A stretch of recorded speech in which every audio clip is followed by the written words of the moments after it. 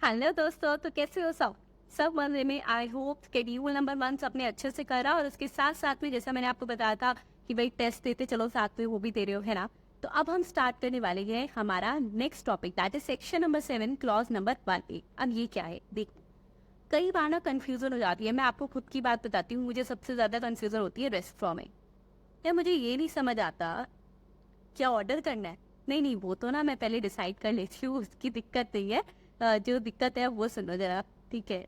हाँ, आप मुझे कुछ अगर कुछ अच्छा आपको लगता है so you can suggest me, okay. I will for sure try it. ठीक है, चलिए। सो आप स्टूडेंट्स की बात आती है रेस्टोरेंट में जाकर ना, वो हमें फूड भी प्रोवाइड कर रहे हैं। It mean basically they are providing us goods, और वो हमें उनकी सर्विसेज भी दे रहे हैं। यानी जब हम बैठ के वहाँ पे खाना खाते हैं, वेटर हमें सर्व करते हैं। अगर मैं बोलूँ जिस चेयर पे हम बैठते हैं वो भी तो सर्विस है। मैम सर्विस कैसे है? गुड से। अच्छा, आप उस चेयर पे बैठने की सर्विस ले रहे हो, आपको वो अगर अच्छी लगे तो आप घर लेके नहीं जा सकते, ठीक है। तो अब इसका मतलब they are providing us food as well as they are providing us services, ठीक है। तो अब जीएसटी ने क्या किया कि भाई किसी को कंफ्यूजन ना हो कि फूड क्या और सर्विसेज क्या, उन्होंने एक section number 7 clause number 1A से ये स्पेसिफाई कर दिया कि देखो हम आपको बता रहे हैं क्या कि किस एक्टिविटी को आपको गुड्स मानना है और किस एक्टिविटी को आपको सर्विसेज मानना है। समझ आई बात? अब स्टूडेंट्स जैसे हमने पढ़ा कि हमारे पास था सेक्शन नंबर 7 में, अभी मैंने आपको पिछले पार्ट में पढ़ाया स्केड्यूल नंबर 1 के साथ हमने इसको रीड आउट किया करा। तो ये जो section number 7 clause number 1A है, और इसकी स्पेशलिटी जरा सुन लो। इसको आप लिखोगे कैसे? अगर आपने इसको इस तरीके से लिख दिया so it will be wrong. This is section 7 clause number 1 capital A. Clear? चलो, और ये ब्रैकेट 1A के बाहर है। हाँ, ये बहुत इफेक्ट आता है, अदरवाइज आंसर कंप्लीटली गलत है। मतलब ये वो बात है कि आपने चिंतामणि को ढोलक कह रहे हो। ओके सर, इतना नाम फर्क कर रहे हो अगर आप इसको एग्जैक्टली नहीं लिखते। अब स्टूडेंट्स यहाँ क्या है, उन्होंने कहा इसको आपको रीड करना है स्केड्यूल नंबर 2 के साथ, ठीक है। स्केड्यूल 1 कवर किया, अभी आता है नेक्स्ट हमारे पास स्केड्यूल नंबर 2। तो स्केड्यूल 2 हमें बताएगा कि कौन सी एक्टिविटीज को हमें एक्टिविटी कहना है कि भाई सप्लाई गुड्स की हुई है या सप्लाई हुई है सर्विसेज की, ठीक है। फटाफट से ना अपनी नोटबुक्स निकाल लो एक बार, ओके। जहाँ पर या फिर बुक में अगर आप नोट्स बना रहे हो मेरे साथ साथ में तो वो निकाल लो। अब स्टूडेंट्स यहाँ पे सुनिए that what basically it is. यहाँ पर बोला गया कि जब भी, अब मैं आपको एक ऐसी लाइन बता रही हूँ, ऐसी इक्वेशन बता रही हूँ जिससे आपका ये हर क्वेश्चन सही होने वाला है। Okay, let's do it. अगर तो स्टूडेंट्स आपने जो सप्लाई किया है उससे ट्रांसफर हुआ है title plus position, title plus position. It mean basically मान लो अब मैंने ना ये मोबाइल परचेज करा, ठीक है। अभी नहीं करा, बहुत पुराना हो गया अब तो मैंने ये मोबाइल परचेज करा। इन दैट केस उस शॉपकीपर के नाम पे अभी मोबाइल नहीं, अभी ये मेरे नाम पर है। It mean title has been transferred to me. Second, I can use it now. तो पोजीशन भी ट्रांसफर हो गया। अब जिन केसेस में बच्चों अगर जो ट्रांसफर हो रहा है ना, that is about the transfer of title as well as transfer of position. देखो, टाइटल का भी ट्रांसफर हुआ और पोजीशन का भी ट्रांसफर हुआ, दोनों ट्रांसफर होंगे तो उसको बोला जाएगा सप्लाई ऑफ गुड्स। क्या बोलेंगे? Supply of goods. लेकिन अब क्या था एक्चुअली मुझे क्या चाहिए था, चलो मान लो मुझे ना एक लैपटॉप चाहिए था। मैं कहीं पे गई हुई थी तो मैंने मेरी फ्रेंड को कहा कि यार सुन, मेरा लैपटॉप घर पर है, मुझे दे देगी लैपटॉप यूज करने को। उसने कहा हाँ कोई नहीं, तो 1 to 2 आवर इसको यूज कर ले। अब जब मैं वो लैपटॉप यूज कर रही हूँ तो उसकी ऑनर मैं नहीं हूँ, मुझे सिर्फ पोजेशन दिया गया है, मैं सिर्फ यूज कर सकती हूँ। तो जहां पर ट्रांसफर किया जाता है सिर्फ और सिर्फ पोजेशन का, डैट उसको यूज करने के राइट का, और use to right, sorry right to use, ठीक है, और राइट टू यूज का ट्रांसफर दिया है, तो उसको कहते हैं स्टूडेंट सप्लाई ऑफ सर्विसेज, ठीक है। So basically what does it mean कि अगर तो ट्रांसफर होगा पोजीशन और टाइटल दोनों का, सो इट इज गुड्स ट्रांसफर। दोनों अगर सिर्फ पोजीशन का ट्रांसफर हो रहा है या राइट टू यूज का ट्रांसफर है तो दैट इज सर्विसेज, ओके। अगर इट मीन टाइटल ट्रांसफर नहीं हो रहा तो हम ये नहीं कह सकते कि किसी ने किसी को गुड्स ट्रांसफर किए। अब जो मैंने आपको समझाया उस बेसिस पर ये पूरा का पूरा 90% यहाँ पे कवर हो जाएगा। हाँ मैम 10% रह जाएगा कि हाँ उसमें कुछ स्पेशल एक्टिविटीज है, वो भी बात करेंगे। तो आइए एक एक करके देखते हैं। First of all it is transfer. क्या क्या ट्रांसफर हो रहा है उस बेसिस पे हम ये देखेंगे कि गुड्स की सप्लाई है या सर्विसेज की। ठीक है, तो पहला इसने कहा student any transfer of title in goods. Goods का टाइटल का ट्रांसफर, मैंने बोला जी टाइटल ट्रांसफर हो रहा है तो obviously it is supply of goods. Clear. Second, any transfer of right in goods, right in goods और undivided share in goods without transfer of title there of. उसने कहा अधिकार दे रहे हैं गुड्स में लेकिन टाइटल ट्रांसफर नहीं कर रहे। अनडिवाइडेड शेयर दे रहे हैं गुड्स में। अनडिवाइडेड शेयर का मतलब उसको सिर्फ मैं यूज करूंगी, मेरे अलावा कोई नहीं। बट यस फॉर श्योर वो कह रहे हैं वहां पे कि मेरे को उसका टाइटल नहीं मिला, तो it means that is supply of services. ठीक है, यहाँ मैंने लिखा हुआ भी आप सबके लिए। So that means that is supply of services. Clear है सबको? क्या कोई डाउट है? बता दो कोई डाउट है तो। ठीक है, चलो ठीक है। अच्छा, उसके बाद स्टूडेंट्स यहाँ पर बात आती है, just wait it out, give me a second. ठीक है, तो that is supply of services. अब उसके बाद बात आ रही है any transfer of title in goods. The next part here is any transfer of title in goods under an agreement which stipulates that property in goods shall pass at a future date upon payment of full consideration as agreed। उसने कहा देखो अगर कभी भी transfer हो रहा है goods का टाइटल एक एग्रीमेंट के अंदर कि देखो इस प्रॉपर्टी को आपको हम बाद में दे देंगे, फ्यूचर डेट पे देंगे। मतलब देखो any transfer of title in goods under an agreement, मतलब वो कह रहे हैं कि हम आपको इसका जो टाइटल है हम इसको दे देंगे लेकिन हम बाद में देंगे। बाद में कब दोगे भाई? जब आप हमें इसकी फुल पेमेंट कर दोगे तब। ये क्या बात है? अब गुड्स या सर्विसेज, तो देखो बच्चों पहली बात तो वो कह रहा है कि ट्रांसफर होगा गुड्स की टाइटल में। ठीक है, so it means that is goods. लेकिन मैम ऐसा क्यों होता होगा कि वो कह रहे हैं जब पूरी पेमेंट दोगे तब जाके हम तुमको देंगे? सुनो, आपने हायर परचेज का नाम सुना है ना? हायर परचेज में क्या होता है स्टूडेंट्स?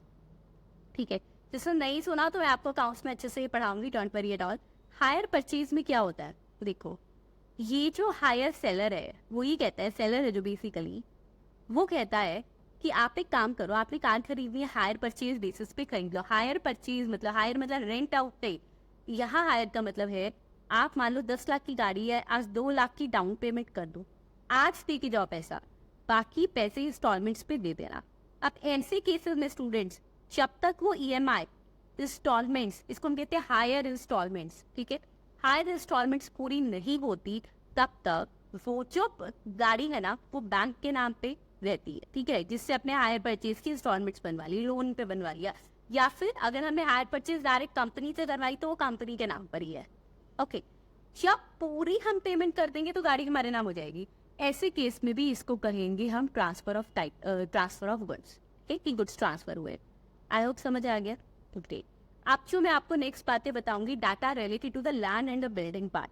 ठीक है, मतलब जमीन और इमारत से रिलेटेड लैंड और बिल्डिंग। अब स्टूडेंट फर्स्ट पार्ट आता है any lease, tenancy, easement, licence to occupy land. उन्होंने क्या किया? लीज पे लैंड दे दी, टेनेंसी पे दे दी, टेनेंसी मतलब रेंट पे, ईजमेंट पे दे दी यानी राइट टू यूज, लाइसेंस यानी permission granted to use it, कि आप उस लैंड को ऑक्यूपाई कर सकते हो। कहीं भी टाइटल ट्रांसफर नहीं हुआ तो इसको हम बोलेंगे supply of services. Clear? Second, any lease और letting out of building including a commercial, industrial और रेजिडेंशियल कॉन्ट्रैक्ट फॉर बिजनेस और कॉमर्स होली और पार्शियली।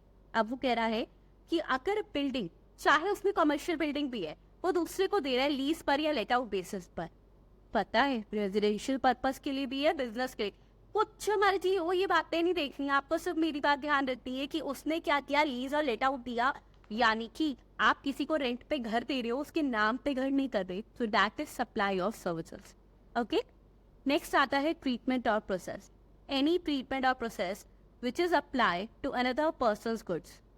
ठीक है, आपको मैं पूछ ही रही, हाँ मैं बता दूँ, कल ना मैं मार्केट गई, मुझे ना वहाँ पे एक बहुत ही प्यारा सा सूट दिखा। ठीक है, ये सूट सुन के माइंड में वो गाना नहीं आता, तेनू सूट सूट करदा है ना, है ना? अच्छा ठीक है, नहीं वापस से क्लास में आओ, चलो। चलो, तो ये जो सूट मुझे दिखाना वो that was actually unstitch suit. Unstitch का मतलब जो स्टिच नहीं था, बना हुआ नहीं था, बनवाना है मैंने, उसका बेसिकली कपड़ा था। तो अब स्टूडेंट्स मैंने वो टेलर को दे दिया, ठीक है। टेलर ने मुझे उसको बनाकर आज दे दिया, ये आ गया मेरे पास सूट, ठीक है, ये आ गया। अभी लाते हैं, चलो, ये सूट आ गया पूरा। अब इसके केस में स्टूडेंट्स बात आती है कि जब ये टेलर ने सूट को स्टिच किया, उसने मुझे गुड सप्लाई करे या सर्विसेज, तब उसने तो अपनी टेलरिंग सर्विसेज दी। टेलरिंग सर्विसेज क्यों? क्योंकि कपड़ा मैंने उसको अलग से शॉप से लाके दिया था। इसी के बदले में मैं किसी बुटीक पे चली जाती या किसी में रेडीमेड गारमेंट्स की शॉप पे जाती, पूरा का पूरा सूट बना हुआ मिलता। तो यानी मैं कपड़ा खरीद के नहीं लेके आई थी, उन्होंने बना के मुझे पूरा दिया है, मैंने से परचेज किया, तो उसको कहते हैं सप्लाई ऑफ गुड्स। क्लियर? अब इसके केस में स्टूडेंट्स मतलब ये क्या कह रहे हैं कि जब हमारे द्वारा दिए हुए मटेरियल पे कोई पर्सन अपनी कुछ सर्विसेज करके देता है, उस पर कोई ट्रीटमेंट करके देता है, उसको कहते हैं सप्लाई ऑफ सर्विसेज। ठीक है, समझ आ गया? आइए, सो एनी ट्रीटमेंट और process which is applied to another person's goods, हमारे गुड्स पर कर दिया है, तो supply of services. Transfer of business assets, उन्होंने कहा बिजनेस की कोई असेट है। मैम बिजनेस की असेट कौन सी होती है? कोई डेफिनेशन नहीं है जीएसटी में हमारे पास इसकी, बस business related asset means business asset. Okay, अब यहाँ पे बोला कि बिजनेस की असेट को ट्रांसफर कर दिया किसी और पर्सन को, ठीक है, और ऐसी डायरेक्शंस दी है कि आप ये देखो भाई, आज से ये असेट आपकी और अब ये असेट हमारी बिजनेस का पार्ट नहीं है। It means goods forming part of business assets are transferred और डिस्पोज्ड ऑफ। डिस्पोज ऑफ मतलब दे दिया, बस डिस्कार्ड ऑफ कर दिया, ठीक है, अपने पास नहीं रखा, चाहे उसको फेंक ही क्यों ना दिया हो। तो under direction of persons carrying on the business who are no longer to form part of those assets. Clear पता चल रहा है ना भाई, गुड्स ट्रांसफर ही करे हैं उसने, ठीक है, क्योंकि टाइटल ट्रांसफर हो गया, इम्प्लाइड है ये तो कि अब से ये हमारे बिजनेस का पार्ट नहीं है, तो आपका। तो नेक्स्ट समझो, गुड्स हेल्ड और use for business purpose are put to private use, are put to private use or are made available to any person for use for any purpose other than business by or under directions of persons carrying on the business। अब क्या हुआ ना, ठीक है, मान लो किसने कहा, चिंतामणि के सन ने कहा कि सुनिए आज मुझे क्या है, आप मुझे लैपटॉप दे दोगे आपका यूज़ करने के लिए, मिस्टर फादर आप मुझे अपना लैपटॉप यूज़ करने दे दोगे क्या? उन्होंने कहा कोई बात नहीं, ऑफिस का काम डन, अब तुम कर लो यूज़। इसका मतलब इन that case they have only provider services. ठीक, इस पे जीएसटी लगेगा, वो सब बातें अलग है, वैसे मैं आपको इसका मतलब समझा रही हूँ। मतलब जब हम अपनी बिजनेस की गुड्स को किसी को दे रहे हैं कि आप उसको प्राइवेट पर्पस के लिए यूज कर दो या कोई भी purpose other than our business purpose, तो वो होता है सप्लाई ऑफ सर्विसेज। क्लियर? समझ आ गई बात? चल,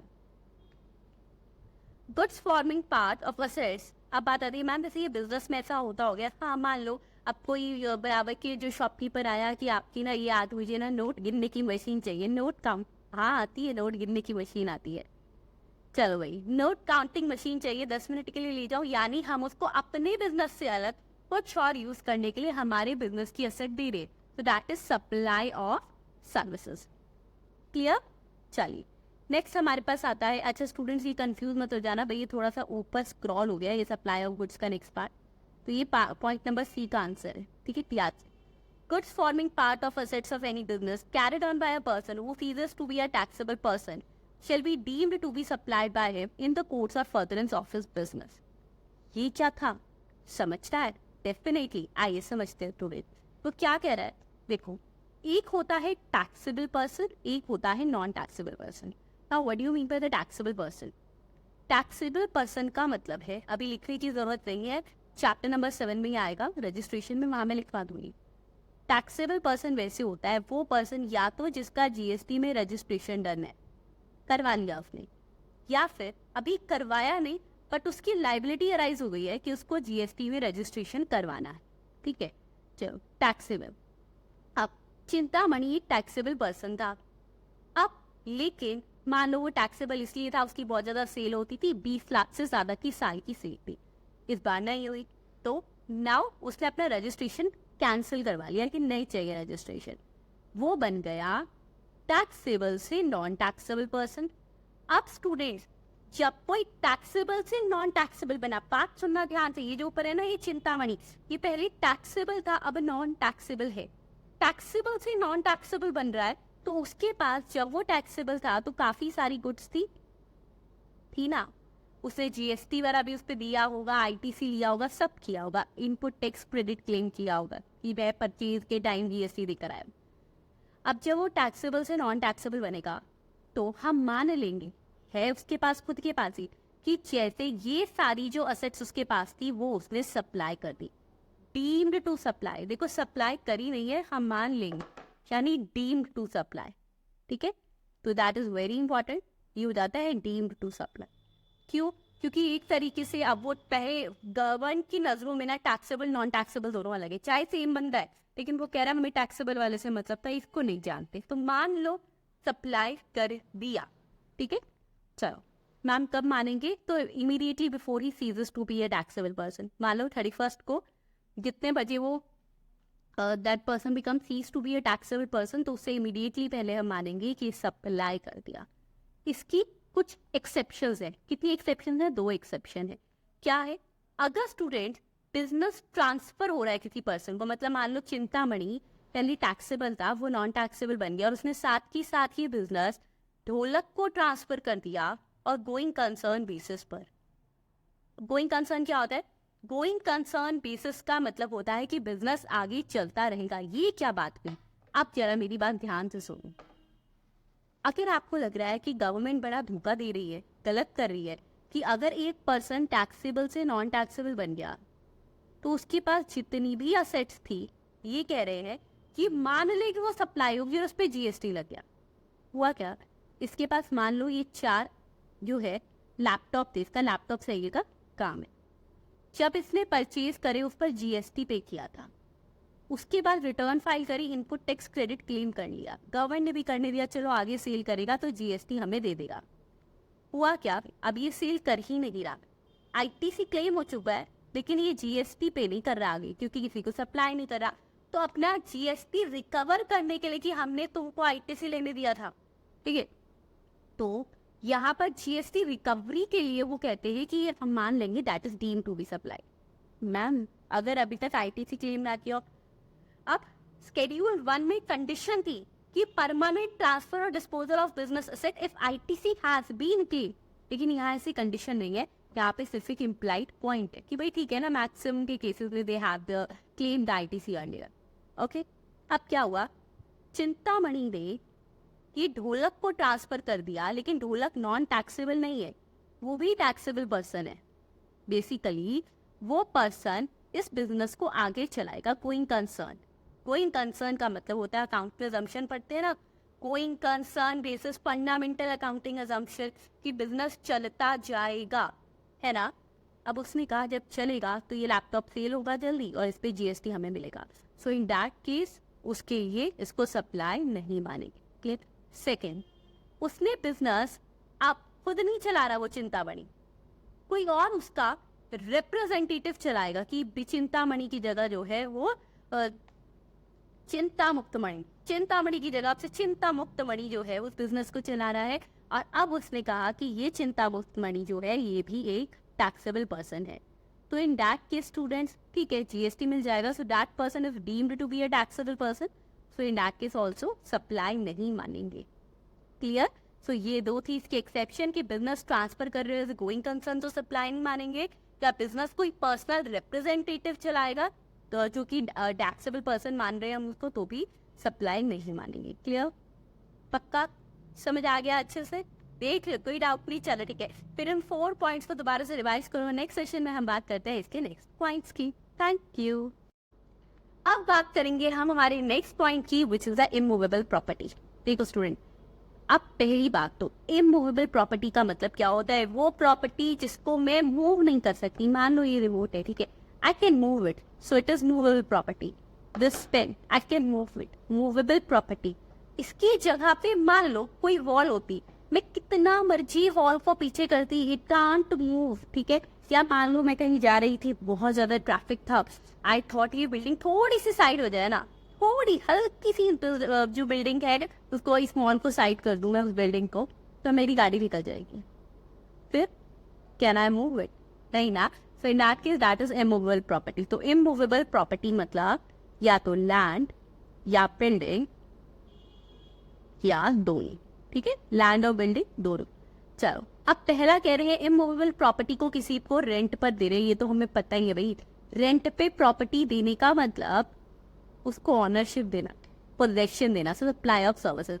अब जो मैं आपको नेक्स्ट बात बताने वाली हूँ ना student, that is very very very very very important, plus उसका एग्जाम में आने का हाईएस्ट चांस है इस पॉइंट नंबर बी का. तो समझने के लिए रेडी हो? आप समझाते हैं. क्या है स्टूडेंट्स, एक बिल्डिंग डेवलपर है, बिल्डर है. पूरा सिनेरियो समझना है. ये रही बिल्डिंग, बिल्डर है, ठीक है. उसने इस बिल्डिंग को कहा है कि मैं सेल करूंगा. ये हाँ है बिल्डिंग, बिल्डिंग जरा बना लेते हैं. ये रही बिल्डिंग. हाँ, ओवल शेप की बिल्डिंग है, क्या दिक्कत है? आओ जरा बिल्डिंग लिख लेते हैं. ये so basically this is the building. अब स्टूडेंट यहाँ पर है एक पर्सन दैट इज विक्की मणि. चलो ठीक है, विक्की मणि ये रहा.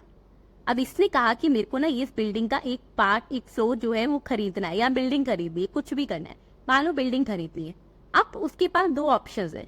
या तो जब ये बिल्डिंग कंप्लीट हो जाएगी वो तब इस बिल्डिंग को खरीदेगा. कंप्लीट मतलब अभी ये बिल्डिंग बन रही है, जब इसकी कंस्ट्रक्शन कंप्लीट हो जाएगी, ठीक है, बन रही बिल्डिंग का केस है ये. या फिर बिफोर, एक तो अभी कंप्लीशन नहीं हुआ बट वो खरीद रहा है, या फिर after completion of this building, building पूरी बन गई. देखो स्टूडेंट, बेसिकली जब कोई बिल्डिंग बनती है ना तो हम दो तरीके से मानते हैं ये बिल्डिंग बन गई. पहला तो बिल्डिंग की कंस्ट्रक्शन पूरी हो गई. मैं ये कह दूं एक बिल्डिंग बन रही है, अभी उस पर जो है ना नींव रखी है, बेस रखा है, मैं कह दूं पूरी हो गई बिल्डिंग, मुझे इतनी बनानी थी.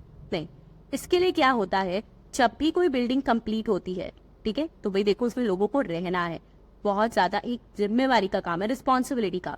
तो उसके लिए कॉम्पिटेंट अथॉरिटी, गवर्नमेंट की कॉम्पिटेंट मतलब जिसको ये पावर दी गई है रिगार्डिंग दिस मैटर, वो एक सर्टिफिकेट इशू करते हैं.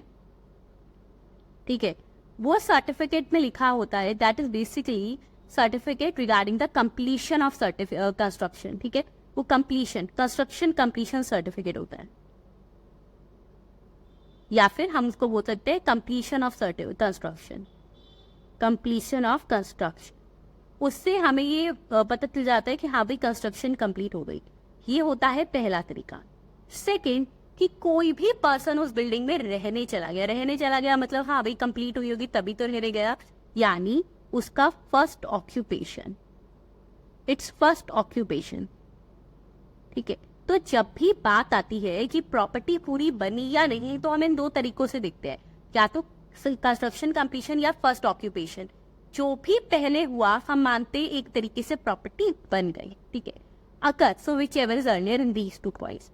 अगर तो स्टूडेंट्स यहाँ पर क्या हुआ था, इस पर्सन ने, विक्की मणि ने, लिख ही लेती उसका नाम, विक्की मणि ने इस प्रॉपर्टी के बनने से पहले, ठीक है, यानी वही दो पॉइंट्स, फर्स्ट ऑक्यूपेशन और issuance of certificate of completion, उससे पहले इसको कुछ भी कंसिडरेशन दे दिया. मान लो 10 लाख की बिल्डिंग थी, 2 लाख दे दिए, मैं कह रही चाहे 200 रुपए भी दे दिए. तो एक तरीके से ना बिल्डर जो है वो पक्के से पक्का एक ना एक उस पर इन्फ्लुएंस आ जाएगा कि देखो इस पर्सन ने मुझे रुपए दे दिए, यानी अब मुझे इसके अकॉर्डिंग बिल्डिंग बनानी है. वो पूछ लेगा कि अच्छा बताओ कैसे. अगर तो पहले रुपए दे दिए, चाहे 10 रुपए दी तो ना दियो, ठीक है, कुछ भी दे दिया, तो हम मानेंगे कि इस बिल्डर ने अपनी सर्विसेज सप्लाई करी है. अब ये क्या बात हुई, सर्विसेज क्यों करिए, क्योंकि वो क्या कर रहा है. अब आप कहोगे मैम ऑनरशिप भी तो ट्रांसफर हुई है. हाँ हुई है, डेफिनेटली ऑनरशिप ट्रांसफर हुई है, लेकिन एक स्पेशल कैटेगरी है स्टूडेंट. बिल्डिंग को देखो, हमारे पास, हम इसको ऑनरशिप ट्रांसफर होने के बाद भी मैं इसको गुड्स की ट्रांसफर नहीं बोल सकती. ऐसा क्यों, किसी के भी माइंड में आ रहा है तो बताना जरूर. अब मैं रीजन बता रही हूँ, क्योंकि गुड्स जो है हमने डेफिनेशन में पढ़ा था, they are always a movable property. वो इमूवेबल प्रॉपर्टी होती ही नहीं है, तो मैं इसको नहीं कह सकती कि ये गुड्स है, क्योंकि ये इमूवेबल है. गुड्स हमेशा मूवेबल होते हैं, तो ये पॉइंट खत्म. अब रहता है सिर्फ और सिर्फ सर्विसेज. तो हाँ, हम कहेंगे सप्लाई हुई है सर्विसेज की. लेकिन अगर उसने ये अमाउंट जो है, ध्यान से मेरी बात सुनो, आफ्टर कंप्लीशन दिया है, कंप्लीशन होने के बाद दिया है, ठीक है, तो इसको कवर करते हैं हम नेगेटिव लिस्ट में. नेगेटिव लिस्ट का मतलब होता है स्केड्यूल नंबर 3, यानी उस पर जीएसटी नहीं लगता क्योंकि उसने सर्विस ही नहीं दी। पूरी बिल्डिंग बन गई थी, उसके बाद उसने उसको सप्लाई करा। सर्विस देने का मतलब होता है कि वो उसके अकॉर्डिंग बिल्डिंग को बना रहा था। ठीक है, ठीक है। तो ये था हमारे पास स्केड्यूल नंबर 2, यानी मैंने आपको कहा कि अगर बिल्डिंग कंप्लीट होने के बाद सेल हो रही है तो स्केड्यूल 3 नेगेटिव लिस्ट जीएसटी लगेगा ही नहीं। पहले हो रही है तो फिर जीएसटी लगेगा, supply of services. Okay, next students देखो हमारे पास क्या है, टेम्पररी ट्रांसफर और परमिटिंग यूज और enjoyment of any intellectual property right. अब ये आईपीआर क्या होता है? आईपीआर का मतलब है इंटेलेक्चुअल प्रॉपर्टी राइट, यानी इंटेलेक्चुअल मतलब होता है हमारी नॉलेज। अब जैसे मान लो हमने किसी को ना कोई पेटेंट ट्रांसफर कर दिया कि आप भी इसको यूज कर सकते हो, फ्रेंचाइजी दे दी, या कुछ आपके पास ऐसे नॉलेजेबल मैटर है, आपने उसको कहा हाँ चलो ठीक है तुम भी इसे यूज कर लो, तो वो सब होता है supply of services, supply of services. ठीक है, फिर development, design, programming, customisation, adaptation, upgradation, enhancement और इम्प्लीमेंटेशन ऑफ आईटी सॉफ्टवेयर। देखो कोई भी आईटी सॉफ्टवेयर है, ठीक है, कोई भी आईटी सॉफ्टवेयर है, either it's any gaming software, हम इतनी सारी गेम इंस्टॉल करते हैं मोबाइल में, है ना, चलो पेपर से थोड़ी सी भूल जाए इसको गेम्स को, या फिर किसी भी तरीके का कोई सॉफ्टवेयर, मैं कह रही हूँ चाहे व्हाट्सएप ही क्यों नहीं है, ठीक है, आप उसको आपने क्या किया, अपने अकॉर्डिंग कस्टमाइज भी करवा लिया, डेवलप करवा लिया, डिजाइन करवा लिया, still we are not the owner of the WhatsApp ना, पक्का। तो स्टूडेंट्स इन दैट केस अगर कोई भी आईटी सॉफ्टवेयर से रिलेटेड बात होती है तो उसको हम सप्लाई ऑफ सर्विसेज कहते हैं। इनफैक्ट पहले प्री इनडायरेक्ट टैक्सेशन डिजाइन में, यानी जब वैट वगैरह था, पिछले वाला सिस्टम था, तो इस पे भी 2 बार टैक्स लगता था, गुड्स पे भी सर्विसेज पे भी। अब ऐसा नहीं है, क्लियर बोल दिया सर्विसेज मानेंगे, क्लियर। नेक्स्ट होता है एग्रीइंग टू ऑब्लिगेशन और रिफ्रेन फ्रॉम एनी एक्ट और to tolerate an act of situation to do an act. कई बार अब मान लो कि एक सोसाइटी में जेठालाल रहता है और एक भिड़े रहता है, ठीक है। अब जेठालाल ने भिड़े को बोला कि भाई तुम यहाँ पर अपनी इलेक्ट्रॉनिक्स की शॉप मत ओपन करना मेरे 5 किलोमीटर के अंदर, इसके लिए मैं तुमको 7 लाख रुपए दे रहा हूँ, 7 लाख। उसने ये कहा मेरे कहने से मेरी बात मान लो और ये सिचुएशन मत करना, या वो कहता है मेरे कहने से ये काम कर दो, तो सिर्फ और सिर्फ वो अपनी सर्विस दे रहा है दूसरे पर्सन को, ठीक है, यानी भिड़े जेठालाल को सर्विस दे रहा और कुछ नहीं। Transfer of right to use any goods for any purpose whether और not for specified period for cash, deferred payment और अदर वैल्यूएबल कंसिडरेशन।